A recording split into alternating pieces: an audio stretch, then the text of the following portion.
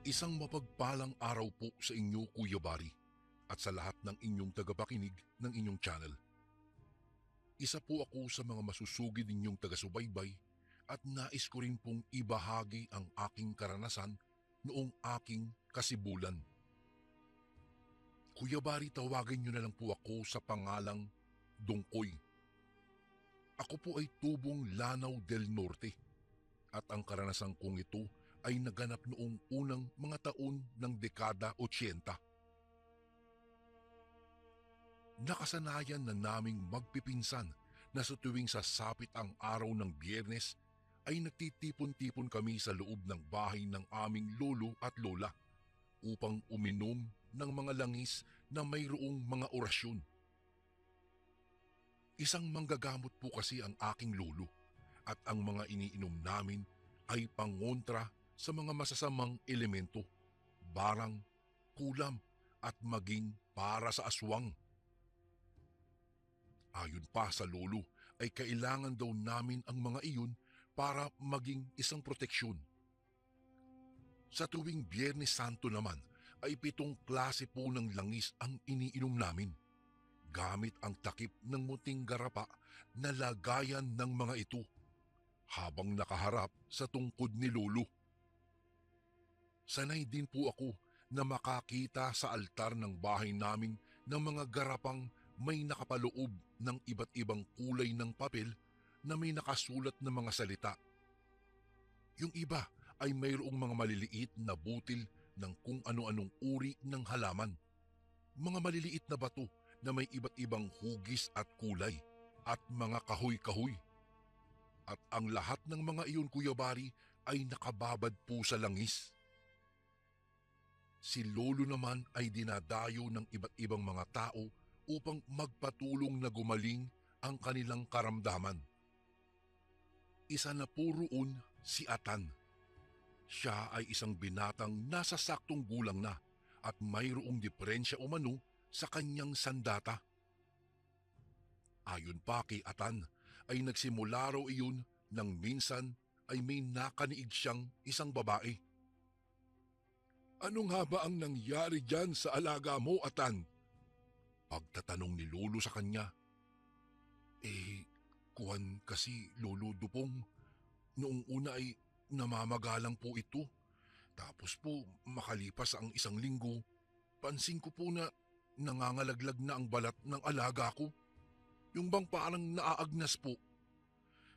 Nakakahiyaman sa iyo, Lolo, pero nais ko pong sumangguni sa inyo kung ano nga ba ang mabisang gamot para rito po sa alaga ko. Mahabang salaysayang ni Atan kay lolo. "Naku anak, mukhang hindi basta-basta itong suliranin mo, Atan. Nangangailangan ng mahaba-habang gamutan ito at sa tingin ko ay aabot ng 1 buwan bago tuluyang maghilom iyang karamdaman ng iyong alaga. Iyon ay kung susundin mo ang lahat ng mga tagubilin ko." Turan naman ni lolo na sa puntong iyon ay tinitingnan ang nasa loob ng salawal ni Atan. Matapos ilahad ni lolo ang kanyang mga tagubilin kay Atan ay gumayak na silang dalawa upang doon nabigyan ng unang panlunas si Atan sa bahay nito. At makalipas nga ang 1 buwan ay tuluyang gumaling na si Atan. Bilang pasasalamat ay laging nagtutungo si Atan kina lolo upang maghatid ng kung ano-anong mga naaani niya mula sa kanyang lupang sinasakahan. Para nang naging parte siya ng aming pamilya buhat ng napagaling siya ni lolo. Kuya Bari, si Atan po ay hindi pa nag-aasawa sa kadahilanang ayaw niyang iwan mag-isa ang babaeng kumupkup sa kanya mula sa kanyang kabataan. Ito ay si Nanay Nuyang. Mahusay si Nanay Nuyang sa pagpapaanak ng mga buntis. Kilala siyang mahusay na kumadrona sa aming baryo. Mahusay din siyang magpagaling ng mga bali sa kahit saang parte ng katawan sa pamamagitan ng paghihilot sa bahaging napinsala. Tulad na lang ng lolo ay mayroon rin siyang mga langis na iniingat-ingatan. Isang araw, sa kasamaang palad, nahulog ako sa isang puno ng manggang hitik sa bunga. Mataas ang inakyat ko, kaya sa pagbagsak ko po sa lupa ay lubhang napinsala ang aking mga binti. Paitaas sa aking balakang ang dahilan kung bakit hindi na ako makalakad, gawa ng nabalian ata ako ng mga buto. Sa walang pag-aalinlangan, dinala ako ng mga magulang ko kay Nanay Noyang dahil nga mas dalubhasa siya sa mga ganoong uri ng pinsala. At ang lolo Dupong naman noong mga panahong iyon ay nagbabakasyon sa Davao, doon sa isa niyang anak. Halos hindi ko maipaliwanag ang sobrang sakit na nadarama ko at sobra ang ginawa kong pagpapalahaw sa mga panahong iyon, Kuya Bari, dahil sa tindi ng sakit. Lingguhan kung magtungo sa amin si Nanay Noyang at sa awa naman po ng Diyos ay unti-unti naman akong nakalakad din. Isang hapon, nagtungo ako sa kubo ni Nanay Noyang para ituloy ang pagpapahilot ko po sa kanya. Bagamat nakabukas ang kanilang kubo, ay wala naman akong nasipat na tao sa loob. Kaya naman, pumasok na ako sa loob at nakapagdesisyong hintayin na roon si Nanay Noyang. Baka may ginawa lang ito sa likuran ng kanyang bahay, kaya naiwang nakabukas ang pintuan. Kaagad kong napansin ang isang garapon na may nakapaloob na langis. Iba ang amoy nun kaysa sa mga nakasanayan ko ng malanghap na langis. Iba ang amoy nun sa langis na pinapahid ni Nanay Noyang sa akin sa tuwing hinihilot niya ang aking mga binti. Masasabi kong ang lansa ng amoy ng langis na iyon. Akmang hahawakan ko na sana ang lalagyan nang biglang nagsalita mula sa aking likuran si Nanay Noyang. "Dongkoy, bukas pa ng umaga ang punta ko sa inyo. Ba't ka nagtungo rito?" Anya na ikinagulat ko naman. Nay, inilalakad-lakad ko lang po itong paa ko. Nang sa ganun po ay makapag-ehersisyo naman itong mga binti ko. Tugon ko naman na humarap sa kanya. Subalit bigla akong nahintakutan sa kanyang anyo, Kuya Bari. Pawang nakakatakot ang kanyang anyo. Dahil buhaghag ang kanyang mahabang buhok na kadalasan ay nakatirintas naman. Kaya nagulat ako nang makaharap ko siya. Malalim din ang kanyang mga mata at ang kanyang mga labi ay parang sobrang tigang na nagbibiyak-biyak. Napakaputla rin ang kanyang kulay noong mga panahong iyon. Saka doon ko pa lamang napagmasdan ng mabuti ang kanyang buhok. Mahabang mahaba pala iyon na pumapantay na halos sa kanyang mga tuhod. Ang kabuuang kaanyuan niya ay nagbigay sa akin ng takot. Kaya sa halip na magpahilot ako sa kanya, ay minabuti ko na lamang na umuwi na. Sige po, Nay Noyang, bukas na lang po siguro. Baka po may iba pa kayong gagawin." Pagpapaalam ko rito. Hindi naman siya sumagot pa. Tumangulang ito at pumanhik na sa kanyang silid.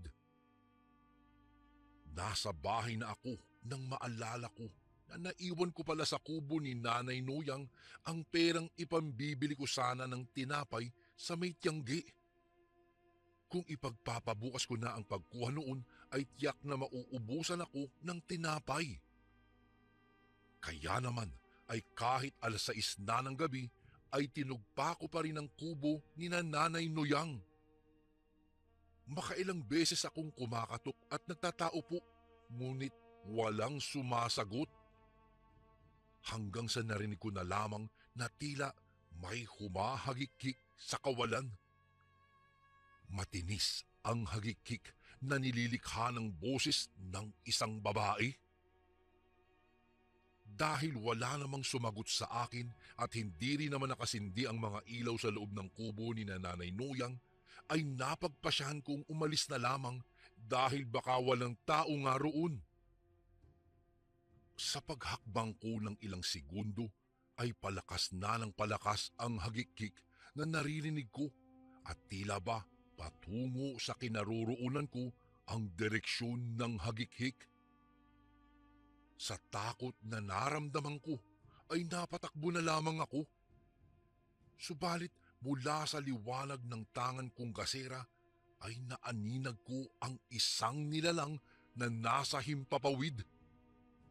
Nakalutang iyon na tila ba isang nakabukas na payong at doon ko napagtanto na ang hagik-hik na naririnig ko ay nagmumula po sa nilalang na iyon. Dahil sa takot ay inusal ko ang dasal na itinuro sa akin ng aking lolo kapag nasa panganib daw ako. Inusal ko iyon ng 7 beses bago ko naramdaman ang unti-unting paglaho ng hagik-hik ng nilalang na iyon na nasa himpapawid na nakasunod sa akin. Sa pagdating ko naman sa bahay, ay humahangos kong inilarawan ang nilalang na nagpakita sa akin. Ayon pa sa mga magulang ko, ay baka raw nagpakita sa akin ang nilalang upang marahil subukin ang aking kakayahan, gawa ng baka alam nito na may orasyon akong tinatanganan. Sa narinig ko mula sa kanila, tila ba naging palaisipan sa akin kung anong uri ng nilalang ang nakita ko.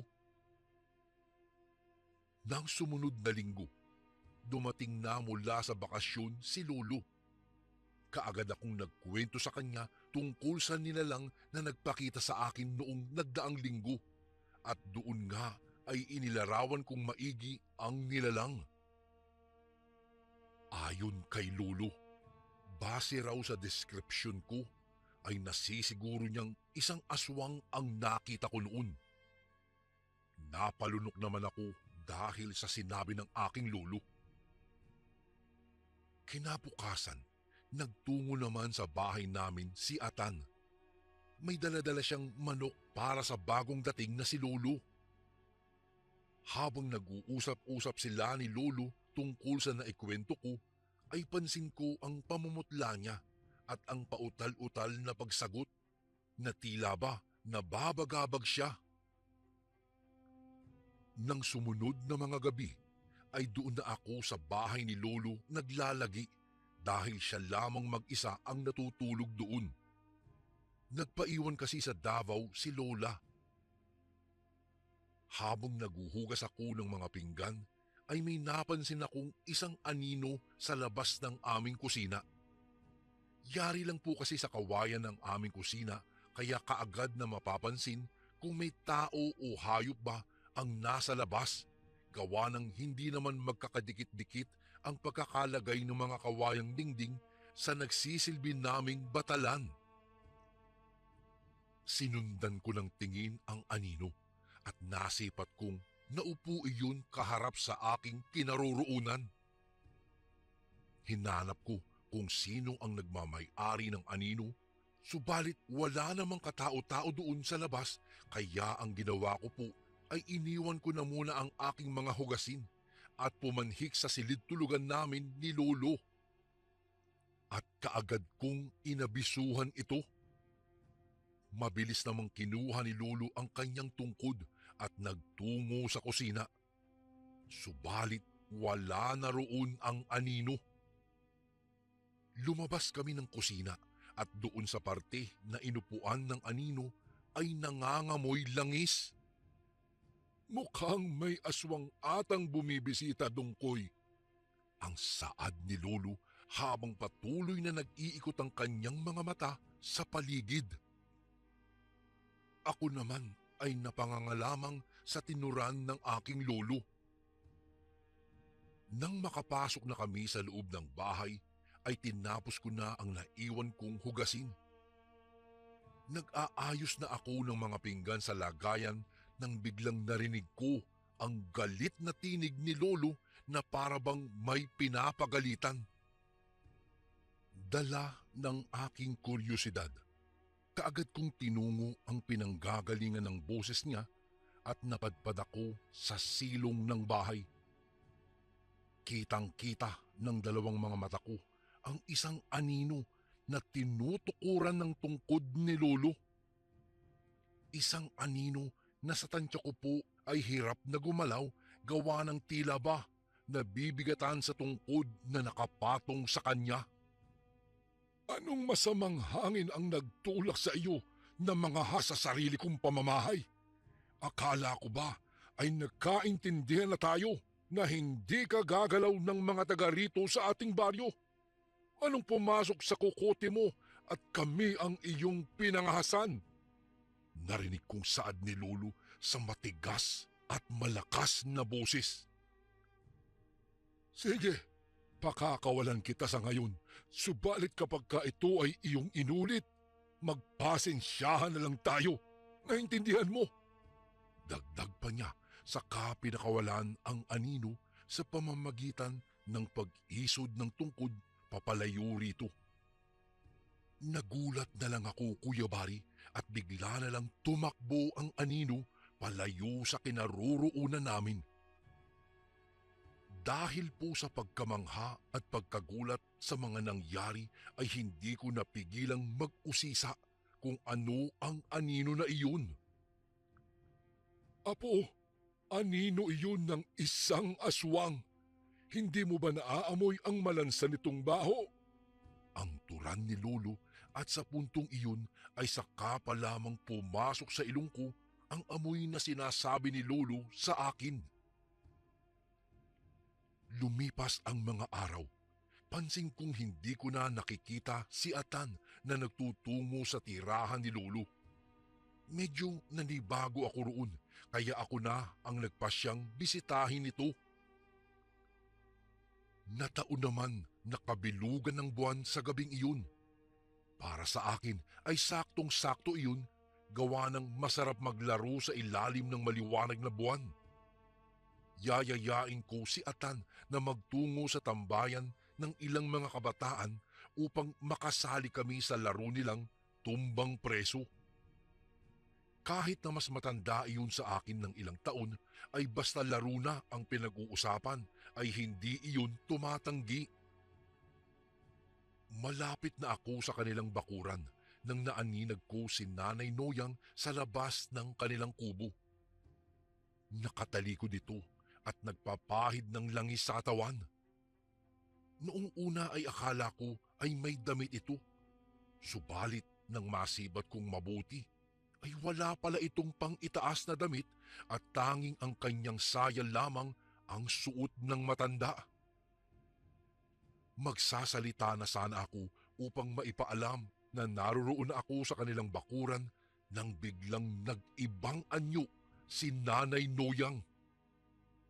Gulat na gulat ako dahil nakakakilabot ang naging anyo niya at mabilis ang kanyang kilos na naglahong bigla sa dilim. Doon ko na napagtanto na si Nanay Noyang ay isang aswang. Gawa ng pumainlang sa hangin ang amoy nitong amoy langis na malansa. Batid kong hindi ako napansin ni Nanay Noyang, kaya dali-dali kong kinuha ang bote ng langis na nakapatong sa isang bangko na ginamit niyang pampahid sa kanyang katawan. Hindi na ako nag-atubili pang dalhin iyon kay Lolo. Sa pagtungo ko sa bahay ni Lolo, ay kaagad na sinabi ko sa kanya ang aking nasaksihan. Kasabay ng pag-abot ko sa langis ni Nanay Noyang.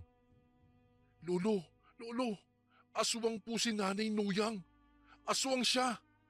Sigaw ko pa. Hindi nagsalita si Lolo at nagulat na lang ako nang marinig ko ang isang paghikbi. Nang lingunin ko iyon, ay napatakip na lamang ako ng aking bibig. Si Atan, luhaan at balisa. Nakaupo ito sa isang bangko habang nakatingin sa bote ng langis na hawak-hawak ko. Ayon pa kay Lolo na matagal na niyang alam na isang aswang si Nanay Noyang. Nagkaroon pa nga raw sila ng kasunduan noon na hindi niya ito gagalawin kung hindi gagalaw ng kahit na sino sa baryo ang matanda na sinang-ayunan naman niya. Subalit noong huli ay nais ng matanda na mamahinga na, kaya nangangailangan na nitong ipasa ang itim na perlas na tangan sa ibang nilalang. At si Atan ang nais niyang magmana roon. Subalit tumanggi si Atan gawa ng nais nitong mamuhay ng payapa at maging normal.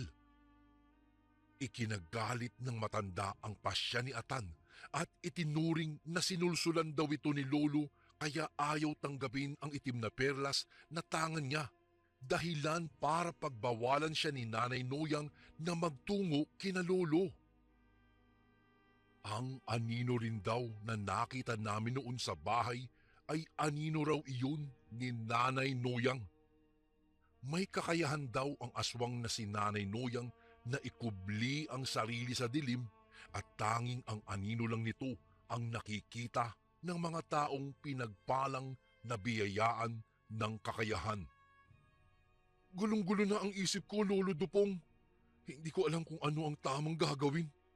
Ayaw kong magalit ng tuluyan sa akin si Nanay Noyang, gayong utang ko sa kanya ang aking buhay dahil siya po ang kumupkup sa akin noong namatay ang aking mga magulang. Subalit, ayoko ring tanggapin ang itim na perlas, gayong hindi ko maatim na mabuhay na ganoon. Ang wika ni Atan sa pagitan ng paghikbi.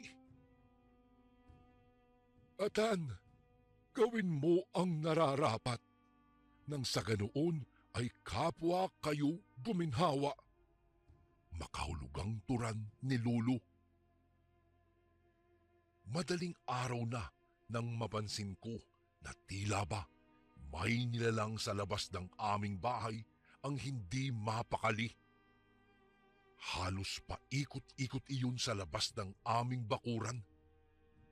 Sinilip ko iyon at nasilayan ko si Nanay Noyang sa labas na sa puntong iyon ay nasa kaanyuan pa ng pagiging aswang.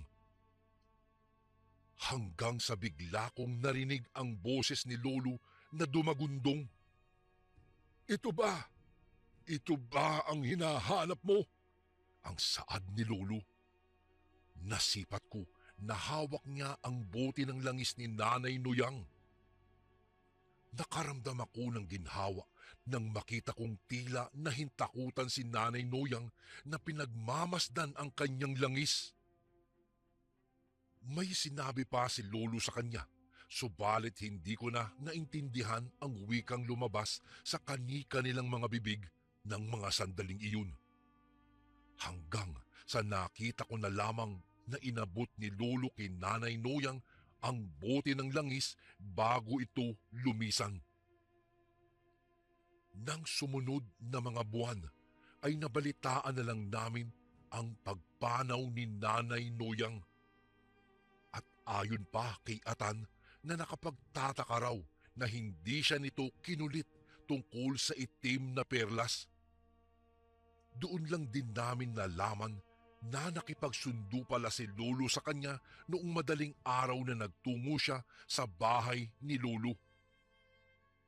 Ayon pa kay Lolo Dupong na sinabi niya kay Nanay Noyang na hindi niya pakikialaman ang langis nito at lalagyan ng mga orasyon at dasal para pasakitan ang matanda kung hindi niya pipilitin si Atan na gawin ang bagay na labag sa kalooban nito. Nabatid naman daw ng matanda ang tinutukoy ni Lolo at nakiusap na huwag galawin ni Lolo ang kanyang bote ng langis sapagkat naroroon sa loob nun ang itim na perlas na nagbibigay sa kanya ng lakas at tutuparin niya raw ang nais ni Atan na siya namang ginawa ni Nanay Noyang. Ang naging palaisipan lang kina Lolo ay kung sino ang nagmana ng langis ni Nanay Noyang, gayong hindi naman siya mahihimlay kapag walang tumanggap sa sinasabing itim na perlas na binabaran ng langis. At sa paglipas pa ng mga panahon ay unti-unti nang naging malinaw sa amin kung sino ang tumanggap ng langis ni Nanay Noyang. Ito ay ang anak ng kanyang kaibigan na si Vilma. Ito na rin kasi ang napapabalitang aswang sa kabilang bayan. Sa ngayon, Kuya Bari, naipasa na sa akin ni Lolo Dupong ang mga langis na iniingat-ingatan ng aming pamilya at sisiguraduhin kong maihahabilin ko ito sa mga susunod pang mga henerasyon. Hanggang dito na lamang po ang ibabahagi kong kwento at karanasan na hindi lahat ng langis ay nakapagpapagaling dahil mayroon ding mga langis na nakapagbibigay sumpa at iyon ay ang langis ng aswang.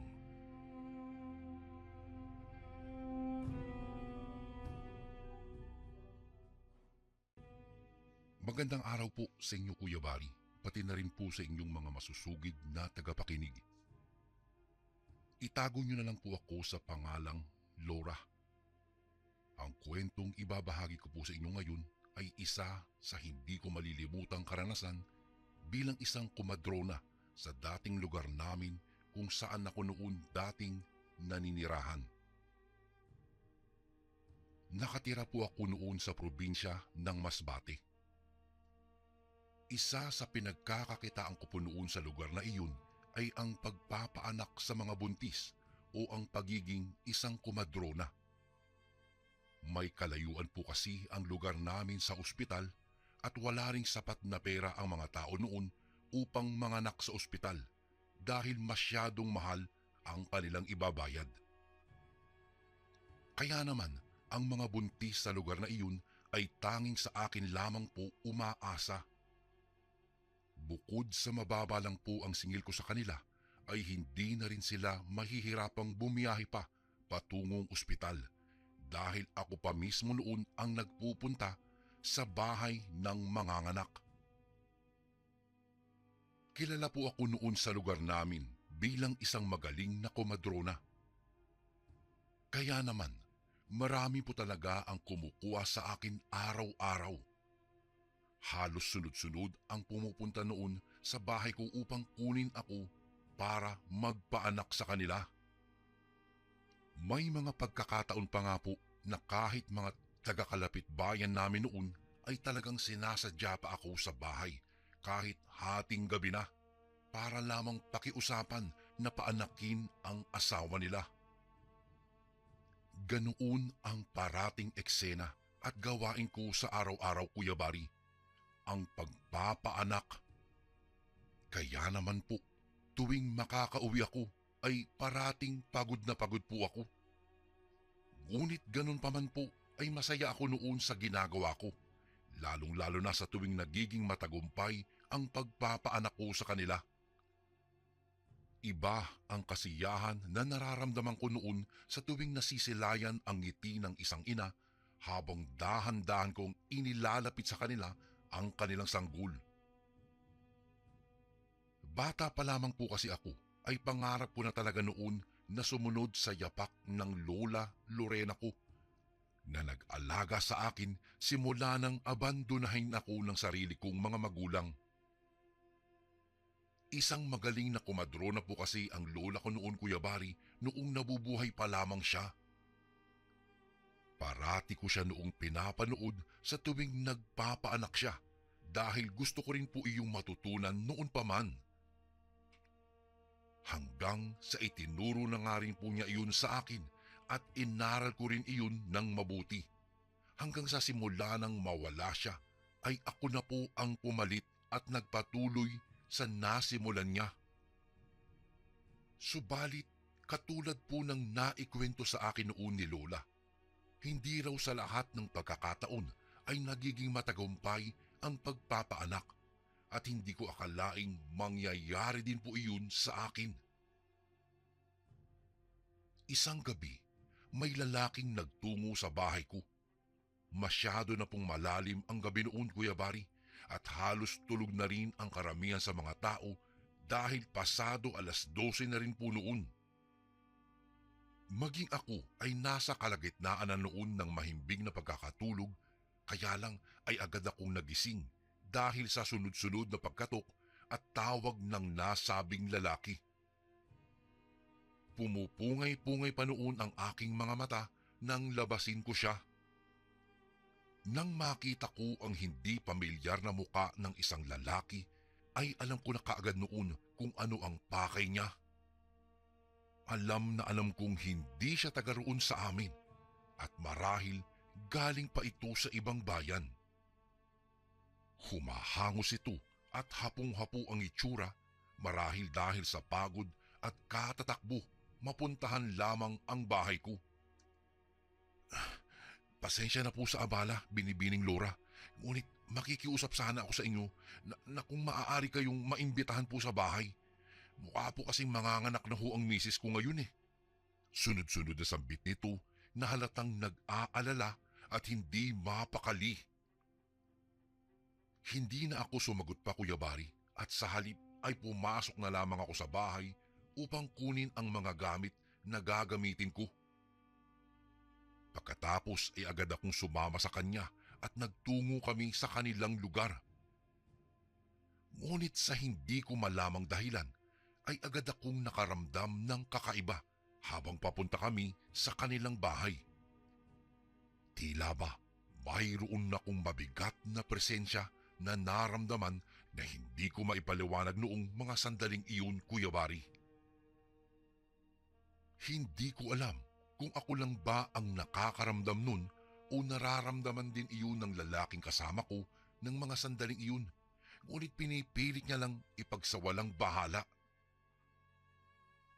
Ilang sandali pa, napansin ko na napalinga-linga ito sa paligid at patuloy rin siya sa paglingon sa akin. Nasa hulihan niya kasi ako at nakasunod lamang sa kanya sa paglalakad dahil hindi ko naman alam kung saan ang bahay nila. Kung kaya't hinayaan ko siyang mauna sa akin ng kaunti. Malayo pa ba ang bahay ninyo? Tanong ko rito nang hindi na ako talaga nakapagtiis. Medyo kinakabahan na rin po kasi ako noon, Kuya Bari. Lalo't halos puro kagubatan na ang paligid ng lugar na dinadaanan namin at wala na ring mga kabahayan. Kaya naman hindi ko maiwasang makapag-isip ng kung ano-ano na baka may masamang binabalak lang ang lalaking ito sa akin. Noong akmang sasagot na sana ito, ay sakto naman na nakarinig kami ng mga alulong sa paligid dahilan para hindi na nito matuloy ang kanyang mga sasabihin. Dahil doon ay mas lalo akong binalot ng kaba at pagkabahala. Dati na rin po kasing naging usap-usapan noon sa amin na isa sa baryo rito sa probinsya namin ay pinamumugaran daw ng mga aswang at iba't ibang masasamang elemento. Bagamat hindi ko po iyon pinaniniwalaan noon, ay hindi ko pa rin maiwasang hindi matakot, lalo't minsan na rin kumalat ang balita na nakapambiktima na rin daw ang mga nasabing aswang na iyon. Tara na, bilisan niyo po. Naghihintay na iyong misis ko. Baka lumabas po nang wala sa oras iyong bata kapag hindi tayo umabot. Napatingin ako sa lalaki at doon lamang ako natauhan na kailangan nga pala naming magmadali dahil may kailangan pa akong paanakin. Kaya naman dahil sa sinabi niyang iyon ay pinilit ko na lamang ipagsawalang bahala ang mga kakaibang ingay na naririnig namin sa paligid at muling magpatuloy sa aming paglalakad. Kung kaya't sa pagkakataong iyon ay mas binilisan pa namin ang aming lakad. Hindi nagtagal, huminto siya sa tapat ng nag-iisang bahay sa dulo. Maliit lamang iyon at halatang medyo luma na po.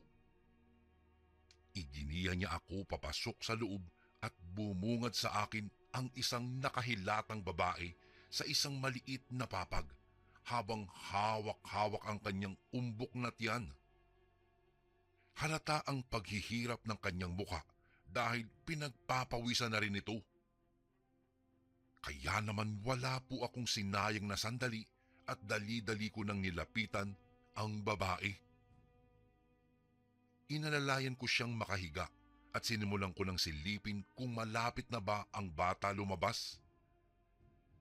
Ngunit nang hindi ko pa matanaw ang ulo nito, ay inutusan ko na muna ang buntis na umiri habang tinutulak ko naman pababa ang kanyang tiyan upang mas lalong mapabilis ang paglabas ng bata sa kanyang sinapupunan. Subalit ilang sandali lang ay natigilan akong bigla sa aking ginagawa nang makarinig ako ng sunod-sunod na pag-alulong.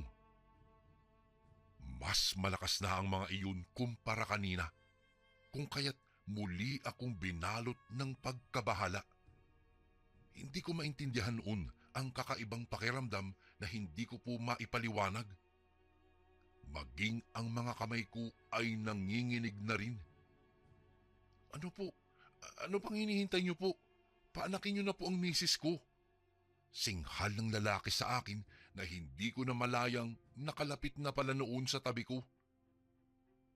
Dahil doon ay bigla akong natauhan at muling ipinagpatuloy ang ginagawa kahit may pakiramdam na akong tila hindi magiging maganda ang kahihinatnan ng mga susunod na mangyayari. Sunod-sunod kasi noon ang naging pag-alulong ng mga tila hayop na nasa labas. Para bang nakikipagkompetensya sila sa lakas ng ingay na ginagawang pag-iri ng buntis. At sa hindi malamang dahilan, ay parang hirap na rin noon ang buntis na mailabas ang kanyang sanggol kahit anong lakas ang pag-iri na gawin nito. Ilang sandali pa, muli akong natigilan nang bigla na lamang lumiwanag ang paligid. Napalingon ako sa labas ng bintana kung saan mula roon ay tanaw na tanaw namin ang buwan. Nanlaki ang aking mga mata nang makitang nag-iba ang kulay noon. Ang dapat sana'y kulay puting buwan ay bigla na lamang unti-unting nagkulay pula. Muli kong ibinalik ang aking tingin sa buntis nang makarinig ako ng pag-iyak ng sanggol. Sinyales na nakalabas na ito sa sinapupunan ng kanyang ina. Hindi maaari. Mabilis akong napalayo habang nakapako ang aking tingin sa sanggol na noon ay patuloy lamang sa pag-iyak na parang isang normal lang na bata. Kaya naman agad na nagtaka ang mga magulang nito kung bakit ako lumayo na tila takot na takot. Bakit hindi na naituloy pa ng ina ang kanyang mga sasabihin nang marinig namin ang matunog na pag-unat-unat ng sanggol sa kanyang katawan. Pare-pareho kaming natigilan habang gulat na napatingin sa sanggol. Hindi nagtagal ay dahan-dahan nang itong nagpalit ng anyo. Mula sa pagiging isang maamong bata ay bigla na lamang itong naging isang nakakatakot na tiyanak. Napakunot ang noo ng mga magulang ng bata sa halatang hindi makapaniwala sa kanilang mga nasaksihan. Habang ako naman ay natulala lamang sa gilid at hindi malaman kung ano ang aking gagawin. Maya-maya pa, nagsimula ng bumangon ang bata. Namumula ang mga mata nito habang inililibot ang kanyang paningin sa amin.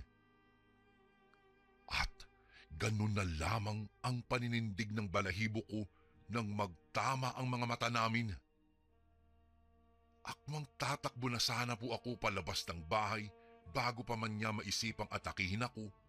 Ngunit hindi ko na naituloy pa ang aking binabalak nang bigla ko na lang maramdaman ang mabigat na bagay na tila kumandong sa aking likuran.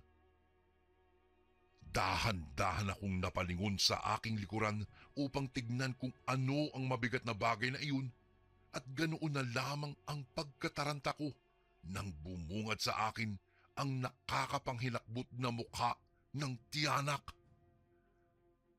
Napahiyaw ako sa labis na pagkataranta at takot habang patuloy siyang itinataboy.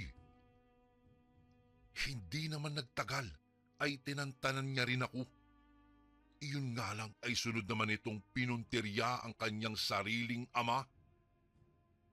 Ngunit nang magtama ang paningin nila, ay saglit na napahinto ang tiyanak habang pinagmamasdan ng maigi ang lalaki na parang kinikilala ito. Ang buong akala ko noon, Kuya Bari, ay hindi na ito aatake dahil alam niyang ama niya ang lalaking iyon. Subalit, nagkamali pala ako, Kuya Bari. Totoo nga na walang kinikilalang sariling kadugo ang mga masasamang elemento sapagkat kahit maging sariling niyang kadugo ay magagawa nilang patayin, mapunan lamang ang tawag ng dugo at laman na bumabalot sa kanilang mga katawan. Napapikit na lamang po ako noon dahil sa karumal-dumal na pangyayaring aking nasaksihan. Napakabilis ng pangyayari. Nakita ko na lamang po na basta na lamang lumundag ang tiyanak papunta sa dibdib ng kanyang ama at walang paligoy-ligoy na ibinaon nito ang kanyang mahahaba at matutulis na kuko sa dibdib ng kanyang ama. At mula sa butas na iyon ay dinukot nito ang kanyang puso na para bang may kinuha lamang na isang pangkaraniwang bagay mula sa loob. Tumulo ang masaganang dugo ng lalaki kasabay ng dahan-dahang pagbagsak ng katawan nito sa sahig na wala ng buhay. Napasigaw ang asawa nito na hanggang noong mga sandaling iyon ay hindi pa rin nakakabawi ng lakas kung kaya't nakahilata pa rin sa maliit nilang papag na gawa sa kahoy at walang ibang magawa kung hindi ang tanging umiyak na lamang nang masaksihan ang sinapit ng kanyang asawa mula pa mismo sa kamay ng kanilang sariling anak. Maging ako man din ay hindi talaga makapaniwala sa mga pangyayari kahit nasaksihan ko mismo iyon sa sarili kong mga mata. Ni sa panaginip ay hindi ko akalaing makakasaksi ako ng ganoong klasing karumal-dumal na pangyayari. Lalo pa nang makita ko kung papaano takam na kinakain ng tiyanak ang puso ng kanyang sariling ama. Ang buong akala ko ay iyon na ang pinakanakakakilabot na karanasan na nasaksihan ko. Ngunit hindi pa pala iyon doon magtatapos, Kuya Bari. Dahil matapos patayin ng tiyanak ang kanyang ama, ay binalingan naman nito ang kanyang ina na nakahilata pa rin at mabilis na dumamba ito sa kanyang kinaroroonan. Ngunit bago pa man nito magawa ang balak nitong patayin din ng kanyang sariling ina katulad ng ginawa niya sa kanyang ama, ay mabilis na akong kumilos upang ipagtanggol at tulungan ang babae. Sakto naman na may nakita akong isang malaking 2x2 na kahoy sa bandang gilid ng kanilang bahay, kung kaya't agad kong kinuha iyon at patakbong lumapit sa tiyanak at malakas kong ipinalo sa kanyang likuran. Ang buong akala ko ay makakatulong iyon upang manghina ang tiyanak at mawala ng malay dahil sa lakas ng pagpukpok na ginawa ko. Ngunit hindi ko akalain na iyon pa pala ang magiging dahilan upang maging mas agresibo ito lalo at magalit. Dahil sa ginawa kong iyon, binalingan ako nito ng tingin, dahilan para mapaatras naman ako sa takot. Tila ba hindi man lang nito ininda ang pagpalo na ginawa ko kanina? Dahan-dahan itong nagsimulang maglakad papalapit sa aking pwesto habang patuloy naman ako sa aking pag-atras. Bagamat hawak ko pa rin noon sa aking kamay ang kahoy na ipinukpok ko sa kanya, ay pakiramdam ko wala pa rin akong laban sa oras na umatake siya sa akin lalo't tila hindi nga siya nasaktan kanina. Huwag ka lalapit. Banta ko rito habang nakatutok pa rin sa kanya ang kahoy na hawak ko sa pagbabakasakaling matatakot ito. Subalit kabaliktaran lamang ang nangyari.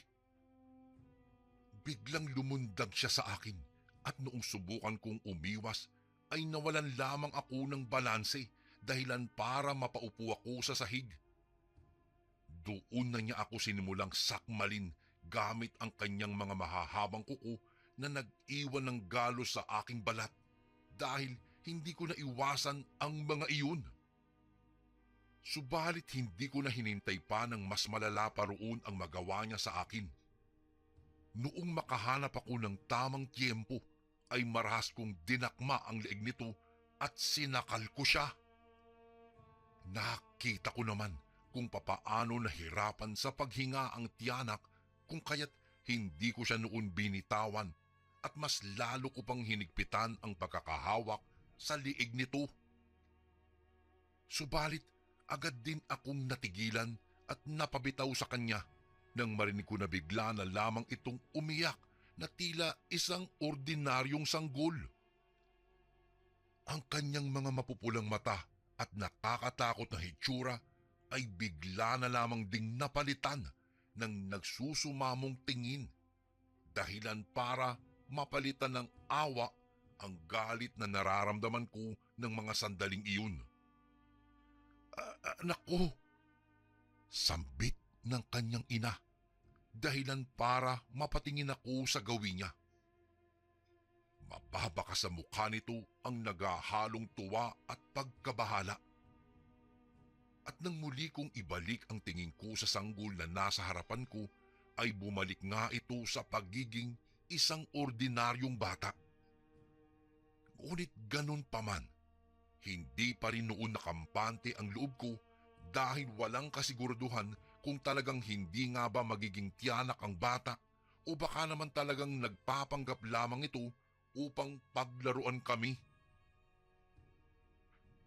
Nakiusap sa akin noon ang ina ng bata na dalhin ko ang sanggol sa kanya na siya namang ginawa ko kahit pa natatakot pa rin akong hawakan siya dahil baka bigla na lamang ulit itong magbagong anyo at maging isang tiyanak. At hindi nga po ako noon nagkamali. Dahil bago pa man maibigay sa kanyang ina na noon ay karga-karga ko, ay bigla na lamang itong lumundag mula sa aking pagkakahawak at dumiretso ito sa papag na kinahihigaan ng kanyang ina. Sa pagkakataong iyon ay wala na nga po akong nagawa pa upang matulungan ang babae.